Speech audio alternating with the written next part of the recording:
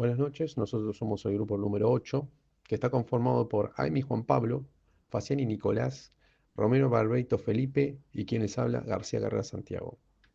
En este primer trabajo práctico lo que hicimos fue en el laboratorio un ensayo de tracción, y el ensayo de tracción estático de tracción uniaxial consiste en someter a la probeta a una deformación creciente en la dirección axial. Este ensayo se realiza bajo los estándares de la norma IRAM-IAS U500-102, que provee todos los parámetros para el correcto ensayo. Acá se ve un bosquejo de las dimensiones que debería tener la probeta según esta norma para cumplir con el ensayo como corresponde.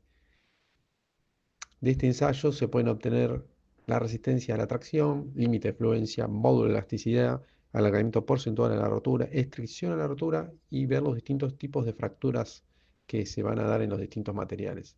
Este ensayo pone una información sobre la resistencia y la ductilidad de los materiales. Acá abajo se ve una gráfica que más adelante se va a ver, que nos va a dar la máquina en base al ensayo que se realizó en el material, donde A es el límite de elasticidad, sí, elasticidad o de fluencia. B sería resistencia a la tracción o punto de carga máxima, y C es el punto de rotura de la probeta. La ductibilidad es la capacidad que tienen los materiales para deformarse plásticamente sin fracturarse cuando se los somete a una carga de tracción. Es una propiedad mecánica que indica cuán maleable o estirable es un material antes de romperse. Se mide generalmente mediante el alargamiento porcentual, que representa la variación relativa de la longitud de una probeta después de su rotura. Este se calcula tomando el largo final menos el largo inicial dividido el largo inicial por 100. Debajo del límite de proporcionalidad elástica A, donde la probeta sufre solamente deformación elástica, la curva sigue una proporcionalidad lineal que cumple con la siguiente ecuación, siendo tau la tensión, E módulo de Young y epsilon la deformación unitaria. Límite superior de fluencia, REH, valor de tensión medida al comenzar la deformación plástica de fluencia. Y el límite inferior de fluencia, REL, valor mínimo de la tensión medido durante la deformación plástica de fluencia sin tener en cuenta el efecto transitorio inicial. Acá se puede observar la gráfica, donde se ve más detallado el pasaje de la deformación plástica, elástica, perdón, a la deformación plástica. Luego, a partir de este punto, la probeta no podrá volver a su forma original, ya que entrará a la deformación plástica, hasta que la curva llegue al valor de carga máxima, tau m, donde se podrá ver notablemente a través del experimento cómo la pieza empezará a tener cambios en su estructura, afectando su longitud y diámetro. A esto se le llama estricción Z, que se define como la relación entre la reducción máxima del área de la sección transversal de la probeta, la subsección inicial menos la sección final, y el área de la sección original inicial expresada en por ciento. En cuanto a la fragilidad, es la propiedad mecánica de un material que limita su capacidad de deformarse plásticamente antes de romperse. Un material frágil se rompe de manera repentina, con poca o ninguna deformación previa, cuando se lo somete a una carga. A diferencia de los materiales dúctiles, los materiales frágiles no absorben mucha energía antes de fracturarse y suelen fallar de manera brusca. La curva tensión-deformación de un material frágil se caracteriza por ser prácticamente lineal desde el inicio hasta el momento de la fractura. El material presenta solo una zona elástica en la que la relación entre tensión y deformación es proporcional, regida por el módulo de Young. No se observa zona plástica ni límite de fluencia, ya que el material se rompe repentinamente sin experimentar deformaciones permanentes. El punto clave de esta curva es la tensión de rotura, que ocurre sin alargamiento notable. Esta curva refleja un comportamiento mecánico en el cual el material es incapaz de absorber energía mediante deformación antes de fracturarse. En cuanto al punto C, representa el valor de tensión que corresponde a un alargamiento porcentual no proporcional especificado. El símbolo usado para esta tensión se completa con un subíndice que indica el porcentaje preestablecido. El material dúctil presenta una gran capacidad de deformarse antes de romperse. A medida de que se lo estira, su diámetro disminuye visiblemente en la zona central.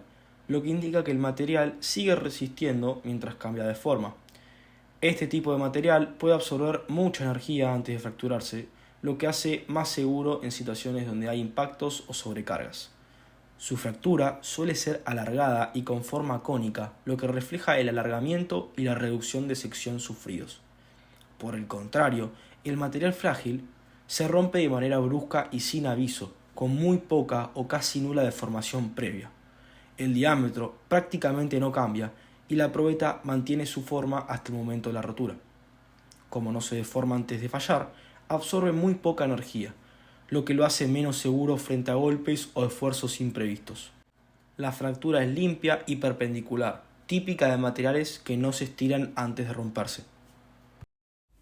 Luego de nuestro ensayo de tracción, para nuestra primera probeta de acero SAE 1010, los valores obtenidos son 10 milímetros de diámetro inicial, 100 milímetros de longitud inicial, 78,54 milímetros al cuadrado de superficie inicial, 3175 decanewtons de carga de fluencia superior, 408,25 megapascales de tensión de fluencia superior, 3480 decanewtons de carga máxima, 443,08 megapascales de resistencia estática a la tracción, 5,5 milímetros de diámetro final, 128,2 milímetros de longitud final, 23,75 milímetros al cuadrado de superficie final, 28,2 de alargamiento porcentual de la rotura y 69,76 de estricción a la rotura. Luego realizamos nuestro segundo ensayo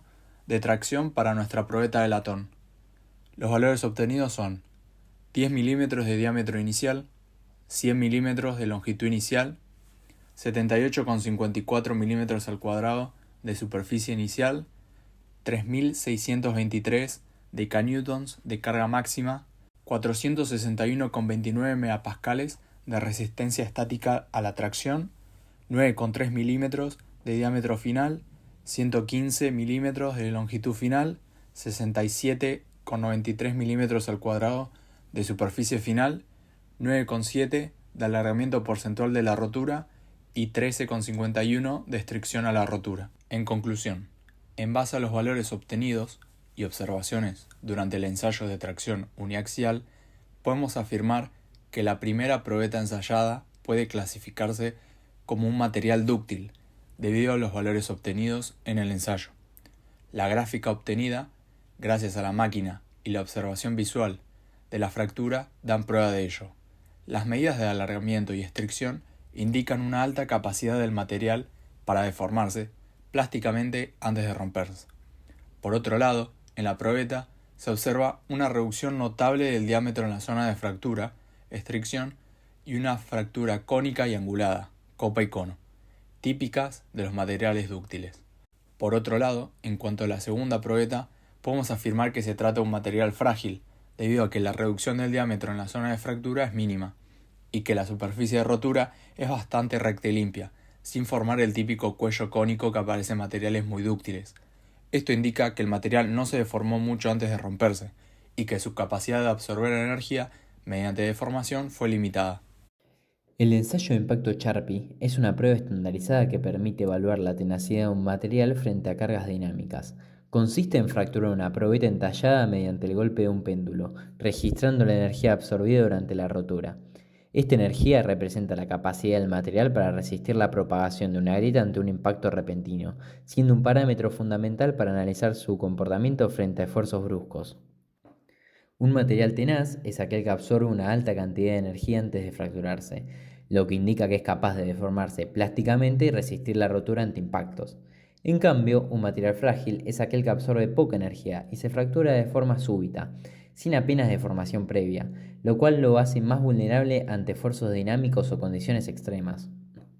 El equipo utilizado en este ensayo fue el UTN 9471 con capacidad de 360 joules, un ángulo de 120 grados y además durante todo este procedimiento se siguió la norma IRAM IAS U500-161. Se evaluaron dos probetas, una de aluminio y la otra de acero SAE 1010 recocido. En la probeta de aluminio vimos que el ángulo final fue de 101 grados, mientras que en la probeta de acero vimos que el ángulo final fue de 78 grados. Haciendo el cálculo, obtuvimos que la energía absorbida por el acero durante la fractura fue de 169,9 joules, mientras que la del aluminio fue de 74,2 joules. A partir de estos resultados, logramos determinar que ambos materiales eran tenaces, ya que poseían una gran capacidad de absorción de energía.